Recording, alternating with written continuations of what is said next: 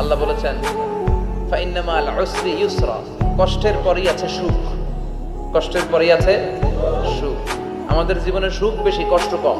কয়দিন না খেয়েছিলাম, কয়দিন বিপদে পড়ছি, কয়দিন ডাকাইতে ধরছে, এক মাসের মধ্যে অসুস্থ থাকি কয়দিন আর সুস্থ থাকি কয়দিন, এটা হিসাব করে না। অসুস্থ যে ছিল খালি এটা খেয়াল রাখে, আছে না নাই?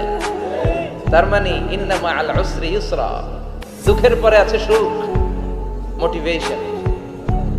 প্রাণটা আবার উদ্বেলিত হয়ে ওঠে, তাই তো আসলে তো দুঃখের পরে সুখ। এজন্য কষ্ট যখন পাবেন, অসুস্থ যখন হবেন, ওইখানেও আনন্দ করবেন, কারণ সামনে আরাম আসতেছে। সুবহানাল্লাহ পড়েন। মুমিনের হারাবার কিছু নাই, দুঃখ পাওয়ার কিছু নাই। মুমিন অসুস্থ হলে অসুস্থতার মাধ্যমে তার রোগের মাধ্যমে তার গুনাহ ঝরে যায়, সে আল্লাহর কাছে প্রিয় হয়ে ওঠে। তা আমাদেরকে কেউ হারাইতে পারে? কথা বলেন, আমাদের কেউ ভয় দেখাইতে পারে? মোটিভেশনাল সূরা, সূরাতুল ইনশিরাহ আর সূরাতুদ দুহা।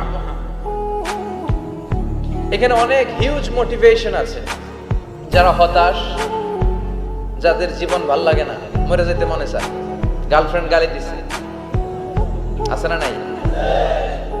আবার বয়ফ্রেন্ড গার্লফ্রেন্ডের গালি দিছে, এ ওড়না পেঁচায়া ফ্যানের মধ্যে ঝুলে আত্মহত্যা করে। কত বড় পাগল তুই, মরলি কেন? গালি দিছে তো কি হয়েছে?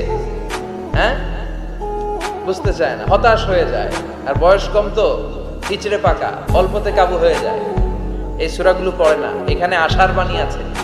আজকে আমি জানি কথা শোনাবো আপনাদেরকে, শুরুতে আগে সংক্ষেপে বলে দিই। এই সূরার মূল কথা হচ্ছে, মানে সেন্ট্রাল থিম বা সাবজেক্ট ম্যাটার, সূরাতুদ দুহার কেন্দ্রীয় আলোচ্য বিষয় হচ্ছে নিরাশ হবেন না, হতাশ হবেন না, হাল ছাড়বেন না, ভরসা রাখবেন কার উপর?